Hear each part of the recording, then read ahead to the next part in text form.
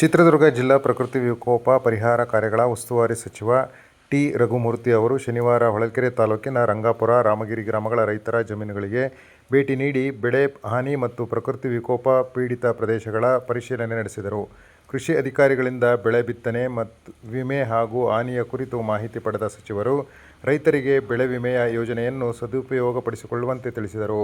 ರಾಗಿ ಬಿತ್ತನೆಗೆ ಇನ್ನೂ ಅವಕಾಶವಿದ್ದು, ರಾಗಿ ಬಿತ್ತನೆ ಮಾಡಬಯಸುವ ರೈತರು ಕಡ್ಡಾಯವಾಗಿ ಬೆಳೆ ವಿಮೆ ಮಾಡಿಸಿಕೊಂಡು ಬಿತ್ತನೆ ಮಾಡಬೇಕು. ಮಳೆ ಅಭಾವ ಅಥವಾ ವೈಪರೀತ್ಯ ಉಂಟಾದರೆ ವಿಮೆ ವ್ಯಾಪ್ತಿಯಡಿ ರೈತರಿಗೆ ಆರ್ಥಿಕ ಸಂಕಷ್ಟ ತಡೆಯಲು ಪರಿಹಾರ ಸಿಗಲಿದೆ ಎಂದು ಸಚಿವರು ಹೇಳಿದರು. ಅಲ್ಲದೆ ಮಧ್ಯಂತರ ಬೆಳೆ ನಷ್ಟ, ಪ್ರಿವೆಂಟಿವ್ ಸೋಯಿಂಗ್ ಹಾಗೂ ರೆಗ್ಯುಲರ್ ವಿಮೆ ನಿಯಮಗಳಡಿ ಪ್ರತಿಯೊಬ್ಬ ಅರ್ಹ ರೈತರಿಗೂ ಪರಿಹಾರ ತಲುಪಿಸುವಲ್ಲಿ ನಿಟ್ಟಿನಲ್ಲಿ ಅಧಿಕಾರಿಗಳು ಅಗತ್ಯ ಕ್ರಮ ಕೈಗೊಳ್ಳಬೇಕೆಂದು ಸೂಚಿಸಿದರು.